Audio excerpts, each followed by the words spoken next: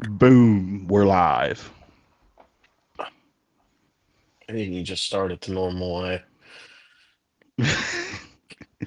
What's going on, guys? Welcome back to the Marsh Boys podcast. As usual, I am your host, Brian.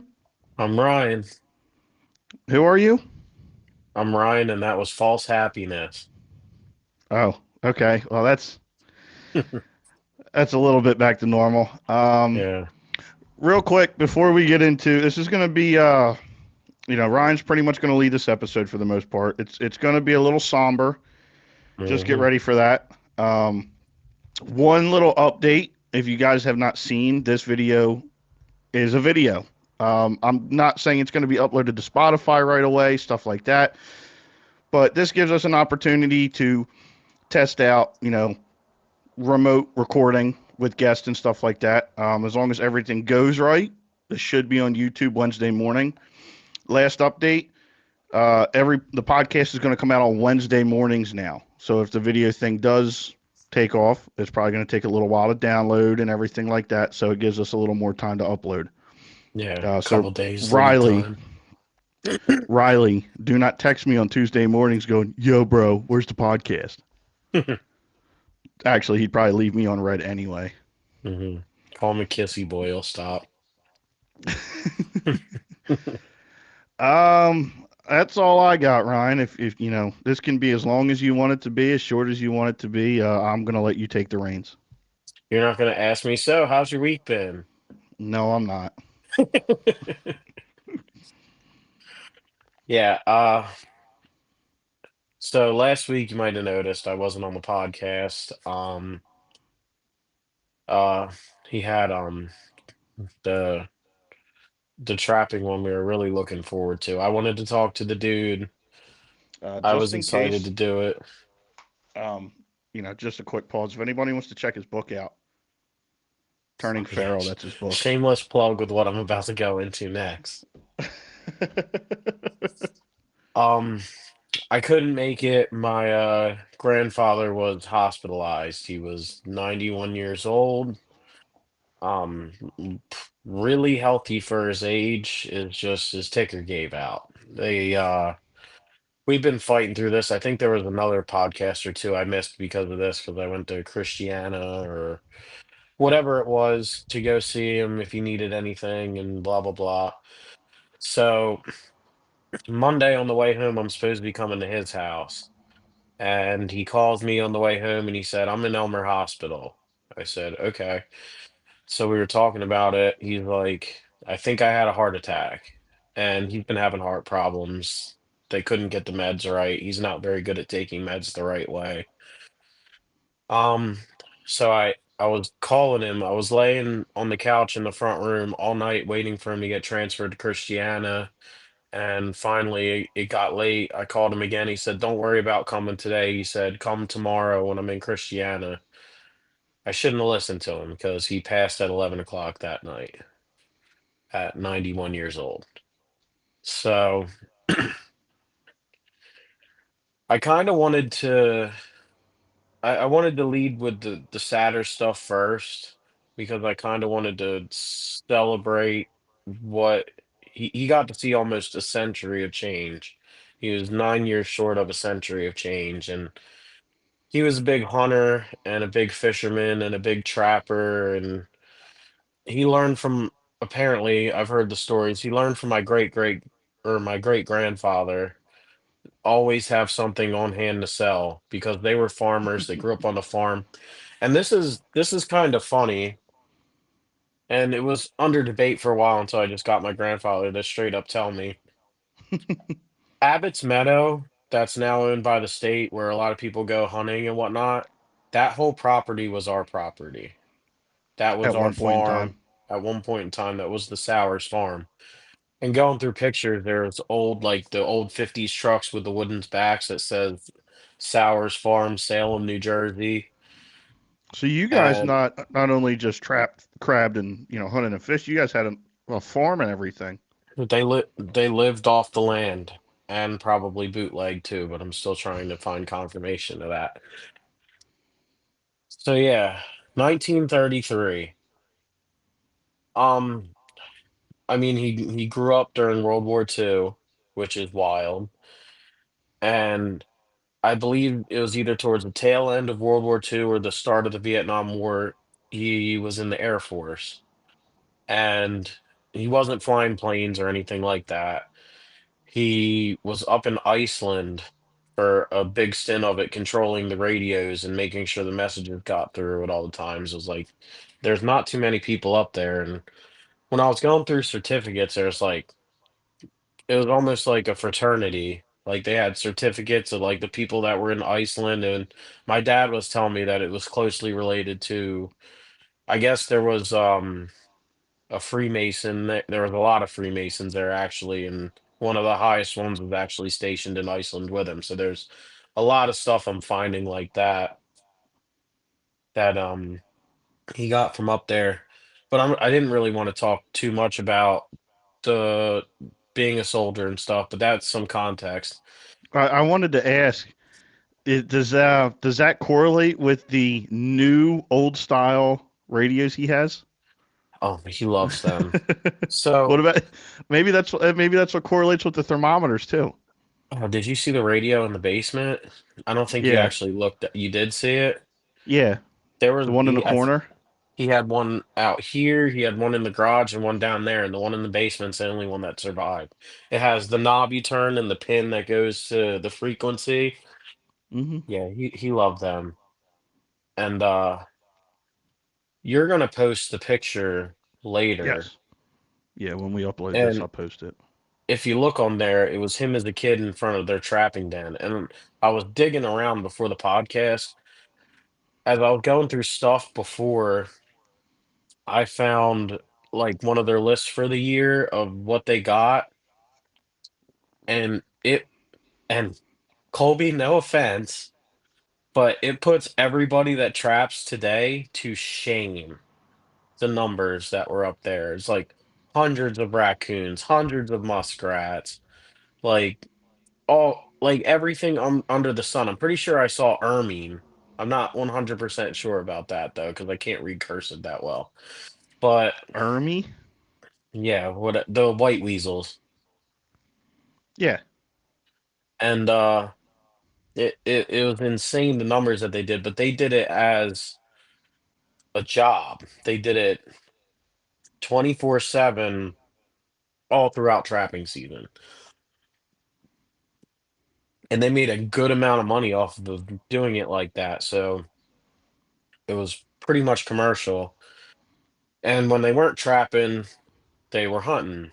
And I know Brian and I have argued about it before about getting ducks out in the meadow and all that. But back in his day, they couldn't walk more than like 5 feet without shooting what today would be a limit. Like they just shot anything Yeah. and everything. And he actually was hunting when the regulations came through for waterfowl. So, And he well, yeah, said, he would have hunted through the lead era and stuff mhm. like that. Yeah. No, I mean the regulations of you can't shoot X bird or you can only shoot a certain amount of birds, blah blah blah. So, He what was bef- would have been? Oops, sorry, but what would have been really cool to talk to him about? Is I don't, I haven't dived too deep into the history of the Atlantic Flyway waterfowl. But I know there used to be a point system, and I, I could get held by the ringer for this, but I think your limit was based off of points. so So where I was like, going with that was I don't think they adhered to that very well because he told me that he had to run from the feds yeah, when I they was had a gonna say limit and they the took home federal whatever they wanted to take like the federal duck limits were in place long before, um, back in Teddy Roosevelt era. It just you know, previous or just past the Roosevelt era is where the federal regulations started coming into play. I don't well know you an know he exact was year, in but the Roosevelt era, you know that, right? That was the Roosevelt era. His teenage and 20s was the Roosevelt era, end of World War I, II. I thought Roosevelt was like, no, Teddy Roosevelt. I'm pretty sure. Look that up. I Jamie think looked you're that better. up. I think you're a century off on that.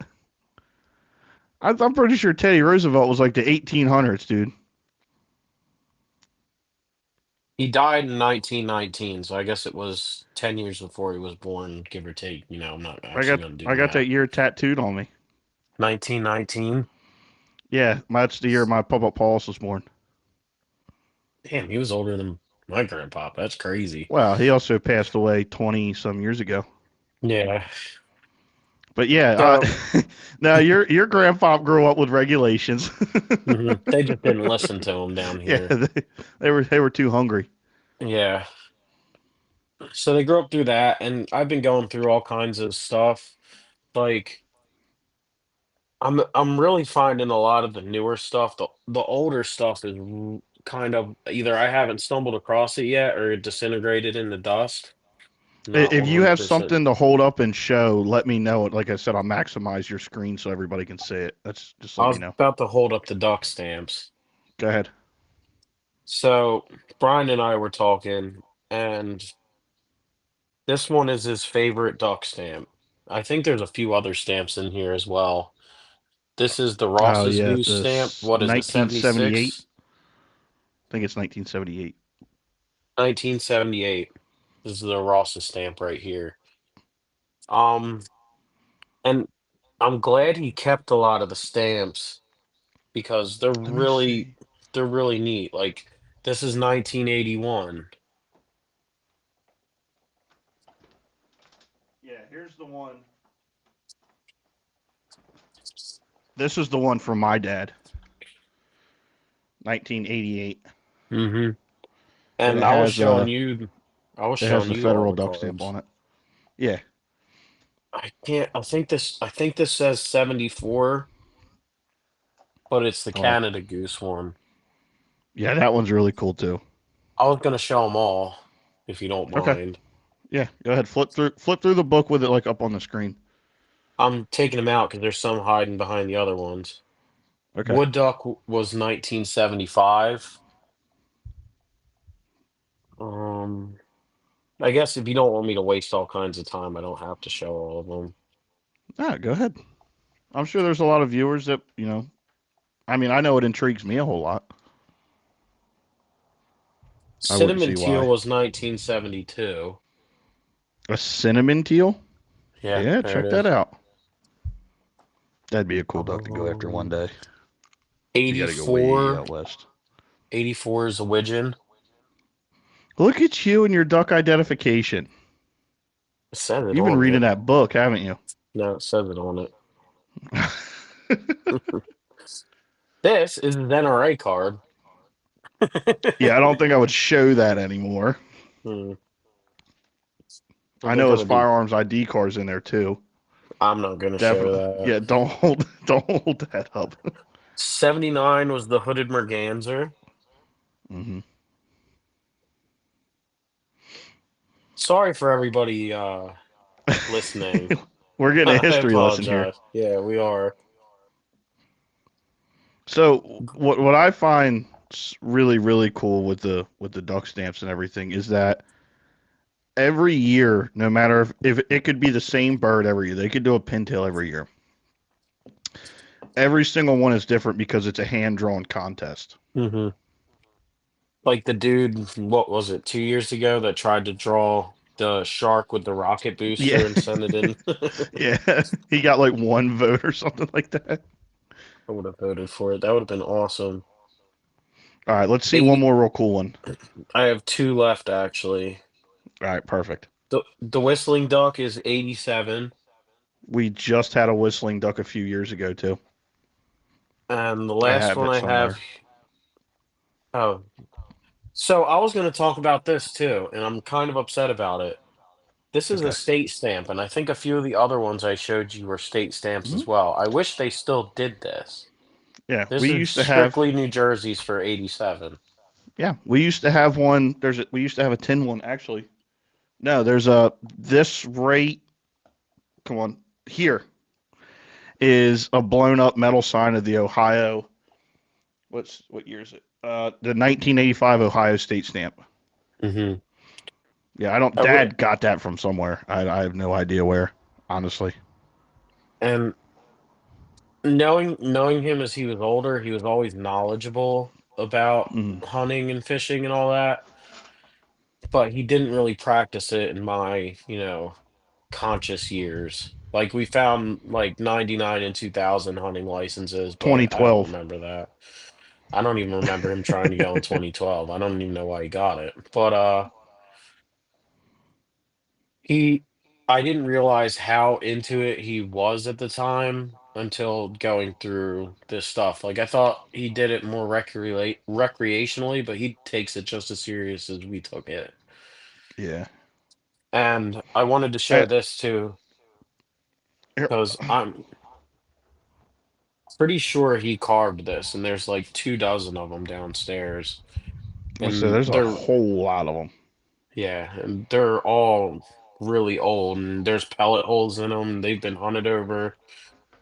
The only reason I think he carved these is because a lot of people that carve make it out of cork. This is one solid chunk of wood, besides the head. Well, that's how that's how a lot of old decoys were. Were was Hmm. white cedar.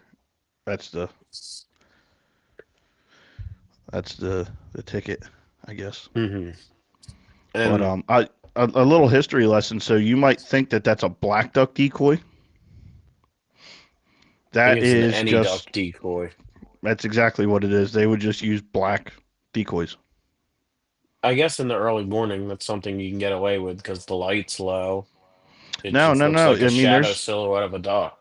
there's still plenty of guys that use strictly black decoys. We just talked about it, not too long ago on the podcast. There was a company that came out with black decoys. Hmm. It just makes the spread pop. A lot of guys still use them. Yeah, there's a lot of them, and I don't. It depends on how many are left over after the estate's open, because I know a lot of people were looking at them and stuff like that. May. Everybody's into something like that, especially knowing the kind of people in your family, what background they come from. That's probably Mhm. pretty prized. Now, maybe not the nicer ones, but if I can get together six that are Hunt over them. decent, I might hunt over them. Yeah, absolutely. I don't see why we wouldn't. There's a. They probably still all float. We could put a little fresh coat of paint over it and Mhm. kill a couple ducks over them. I don't see why we wouldn't at all. We could turn them into a A- long line. And there's a lot of him that's going to be coming on hunts with me.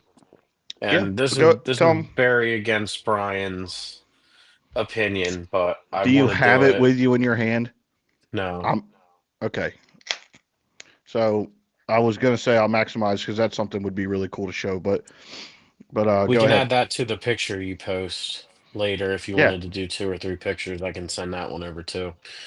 yeah, When I absolutely. was going through his underwear drawer, there was nothing in it, but he loved stuffing things. And I think I found all of the hunting stuff that he stuffed here and there. You I went through found his two. whitey tighty drawer. Mhm. I found two things that were really, really neat. One's more really neat for me, and the other thing's really neat for everyone. The neat thing for me was the copper trap tag I found. I found two of them, one with just his name and one with it says M. Sowers and Sons, because I guess that's how you could do it if you took your kids on a trap line with you back in the Huh? day. And I Makes found sense. both of them, and I think one of those is going to go on my call lanyard, and the other thing that's going to go on my call lanyard is a band that I found in his underwear drawer. The Now band was you never reported, and I wanted to do it for. I was curious on what it was, what he shot, when it was shot, and I had no idea what I was holding in my hand. I thought maybe it was from my uncle's or something like that, and he just kept the band.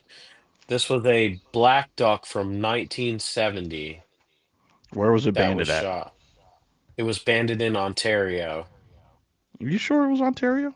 I'm pretty sure it was Ontario. I thought it was PEI. No, it wasn't PEI. I know it wasn't PEI. It was Pendleton Lake, Ontario, Canada. Ah, that's where I get the P from, Pendleton Lake. Hmm. Hatched in 1970. Now, it's a shame it wasn't a Drake because that would have like ticked every single box. But I mean, that was really cool. And of course, when I sent in the report, the state was asking me for all kinds of extra information because why are you reporting a band from 1970? There's no way that dog's still alive. A 55-year-old band. Well, soon to be 55-year-old band. And it's clean and nice looking. Like, I don't know Yeah, it if was he did kept in his that. underwear drawer. Yeah. I don't know if he shined it or whatever it was, but that was the coolest thing ever. And I know I've been bitching for the last 3 years that I don't have a band, and I don't think there's anything more fitting than my first band being my grandfather's band going on my lanyard. Yeah, that I kills me to know, know what's going on your lanyard, but I know it kills you, but I'm not gonna lose my lanyard. we'll do it together, and I'll we'll make sure it does not come off. We'll make sure it does not come off. Hmm. If you're dead set on it, we'll make sure it does not come off. Because if I don't take any other piece of him hunting, I'm gonna take that with him. Yeah.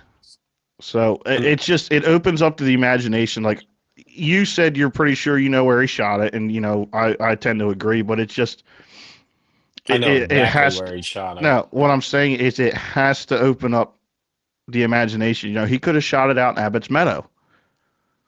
He That's could have where I'm shot thinking it. he shot it. He could have shot it 300 yards from where you live right now. He could have shot it 100 yards from where you live right now. Hmm. It's just but knowing that it's so local, he kept 55 years. It probably sat under his tidy whities. I don't even know if he still knew it was there, honestly. Yeah, and I'm sure he did. Just by looking at the house and everything, it seems like a little mess, but I'm sure if you asked your grandfather anything, he'd probably tell you exactly where it was in the day he put it there. That's funny you say that because 6 months ago he said, I lost my money clip. I cannot find it. I think somebody stole it. Did you find it? I found it. Yeah, I remember you telling me he called you about that. Yeah. Yeah. And I found it in the most. It, he should have checked there. There's no reason he shouldn't have checked there. But do Oh, you want me to do my last show and tell, or do you have something to fill in? no, no, go ahead. This is all about you, and we're learning about your family history, and I'm sure there's some things that you haven't seen before, and haven't really delved into before, and Everywhere I look, and especially now, and it's really crazy. Everywhere I looked that was his the entire time, like before my grandmother passed, there's something hunting related. Like in the corner, we found those traps. yeah, And there's all the decoys. There's all kinds of just stuff like that. And another and thing I it's found in his underwear drawer, and I knew I when I told Brian to come over, I found something cool. I knew he would have really appreciated this. there. Gonna blow it up again. A PSO from 1974, That's the goose still in the call. box for $5. He had 4 calls. This is the goose call. You care if I blow it so it'll. Oh boy. Yeah, yeah. Do your best. This will Well, be funny.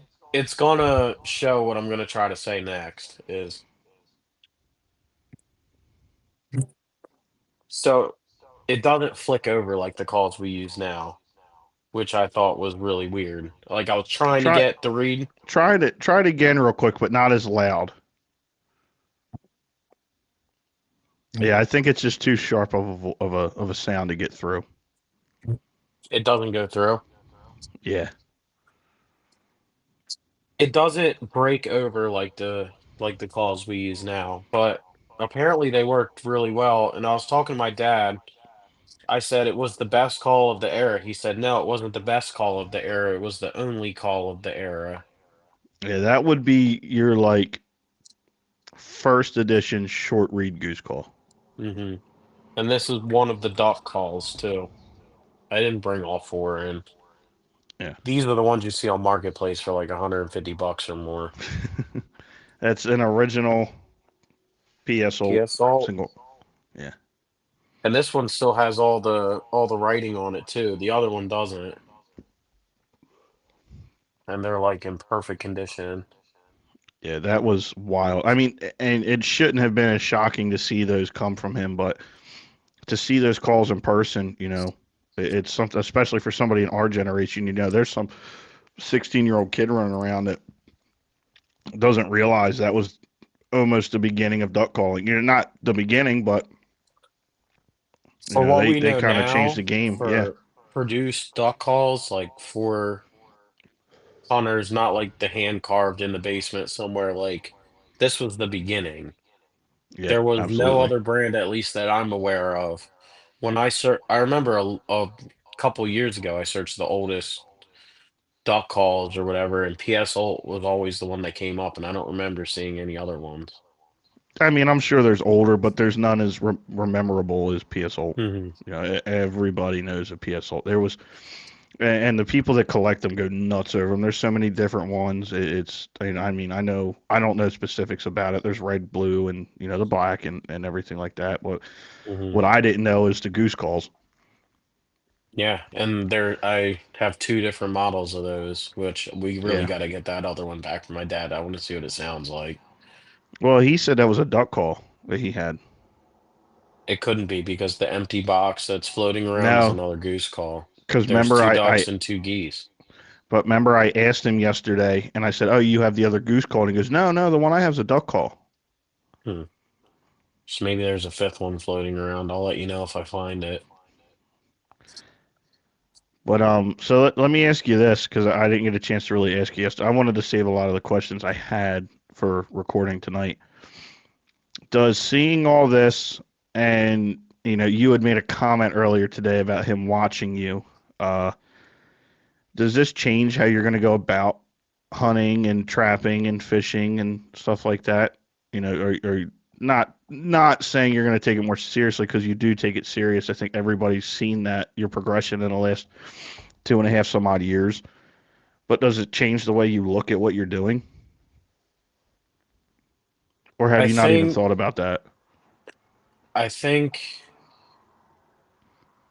I think he was happy that I got into it finally after all the years. And I think when I'm going out duck hunting and stuff, I'm gonna have, especially if we do it out in the meadow, I'm gonna have an appreciation for it I didn't have before. Yeah, I can see that. Does it? It's Sorry, go ahead.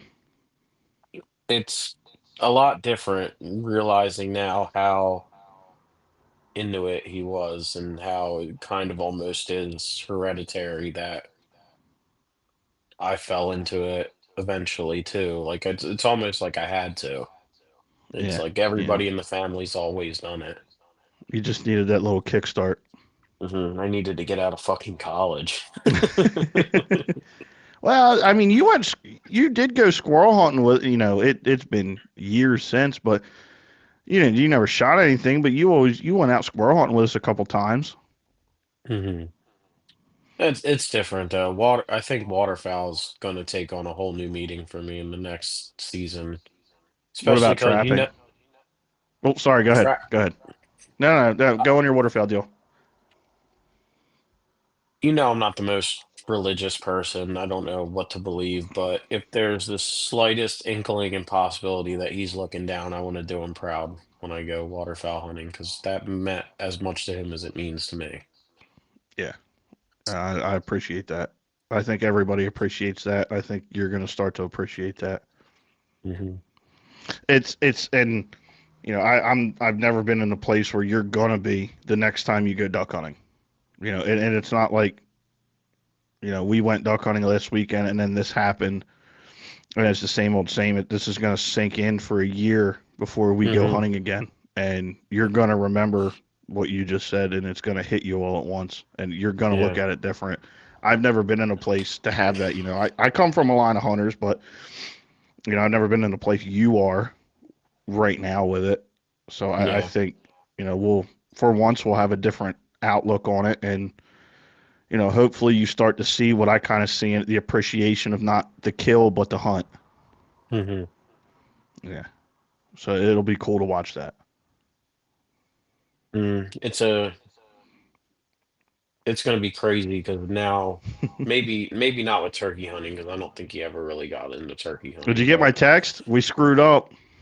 yeah, I screwed up. But Did you buy I the can't permit? really. I don't have the money to. Yep, then you're not getting one. I'll get a turkey permit for some week if I have to take off. I will. All right. So let me ask you this now. What about trapping? Just seeing the old pictures and knowing seeing the trap tags, does that have the same inspiration towards trapping as you do with waterfowl?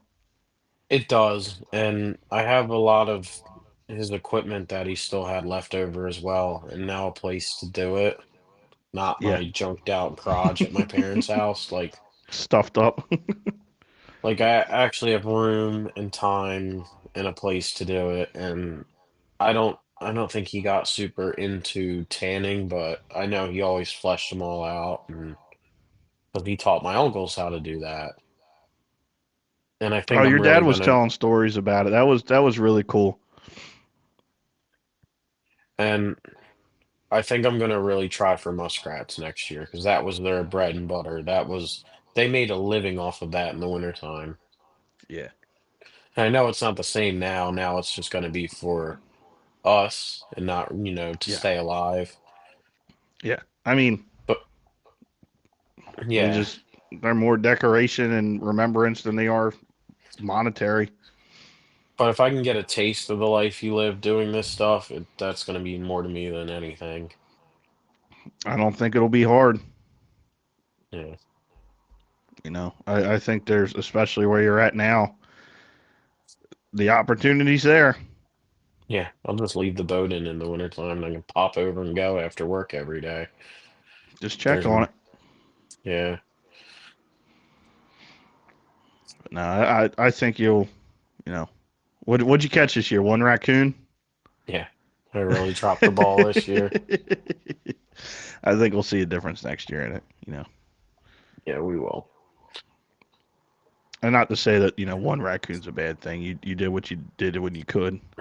Nothing wrong with that as much as I I mean, I break your balls definitely for it. tried. I Yeah. definitely, when I was out there, I was definitely trying new things. Now, they were all totally unsuccessful, but I was out there trying. And I really do apologize that this is a really somber episode. It's nice looking back on the stuff, but I don't think it's still hit me totally yet, and I don't know when No, it will.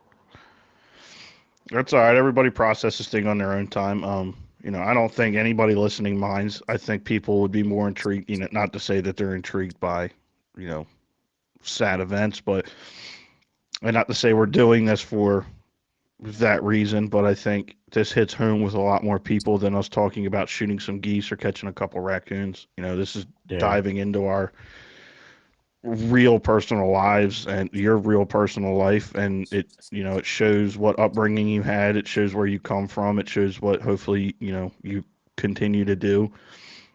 It'd be the same. It'd be the same. If talking about me raising a bunch of cows. That's Hmm. just the life I came from. It's what I did for years and years, and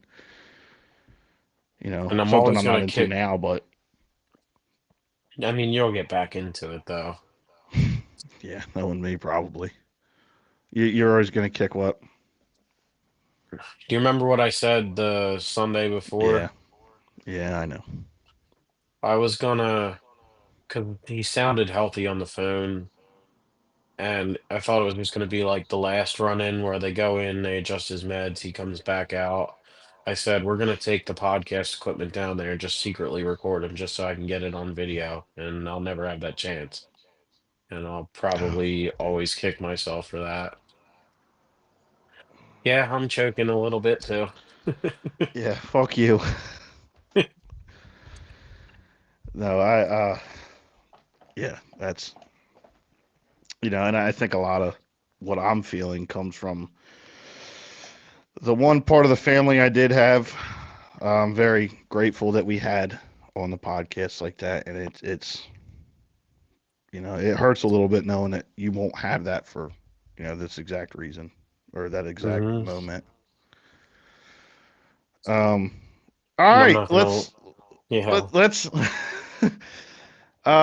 no, but seeing everything and I already asked that. I don't know where we're gonna go from Change this. the subject before I we cry, damn it. we've never been in this position before. I know. I'm um, opening another beer. yeah, go ahead. But what I was saying before is I think this hits home with a lot of our listeners. I think not even just our listeners, but a lot of people in general. It don't matter if you came up in a lawyer, your grandfather was a lawyer and you're a lawyer, or your grandfather, was a vegetable farmer and that's what you do. It's just, what you were saying is you want to make him proud. You want to do what he did. You want to see what he saw in any element you can. And, I think hunting and fishing in the outdoors, no matter what happens in our lives, a sunset's always going to look like a sunset. The tide coming up into the decoys is always going to look like the tide coming up in the decoys. A muskrat in a trap is always going to look like a muskrat in a trap. Hmm. And it's the closest I'll be able to get to him from here on out. So Yeah. I don't know. Um, what do you think? You got anything else you want to talk about this? I'm sure I'm gonna find more. This is gonna be a bulk of the heavy stuff, but I'm sure I'll run into more hunting and trapping stuff, and I'll bring it on, and I'll be like, "Oh, this is cool," and it'll be a lot happier than this one, I think. Yeah. Um, yeah, we're I think we covered a lot of what we wanted to talk about tonight. Is there anything in closing you want to say? If you have a grandparent that's still alive from this era, drag them out there, even if they don't want to, even if they're in a fucking wheelchair, just drag them out there, because I regret not doing that. Get a big enough jet sled for a wheelchair? Hmm. Whatever you have to do. Because if I had the opportunity again, I'd wheel him out there in the hospital bed. Yeah. All right, on that note, I'm gonna go drink. All right, guys. Thank you again. We really hope you appreciated this episode. This is as close as it gets to, you know, you guys. I don't even know what I was going to go with that. As close as it gets to, I guess, seeing us. This is as personal as it can be. Yeah, Hmm. like Ryan said, we're sorry it's somber, but it's definitely 100% something that's more relative than anything we've ever talked about for this podcast. This is exactly what we started this podcast for. These conversations, these memories. We can look back, in 20 years and be like, we talked about that. We showed the Hmm. world this. Yep. So, uh, next week we're going to have Colby on. So, Yeah. Look all forward to right. that. Thanks, guys. We appreciate you listening. If you liked it, like and subscribe, follow our other socials, leave a rating, all that good stuff. But until then, we'll see you on the next one. See Let me hit stop record on this screen if I can get over there and recording.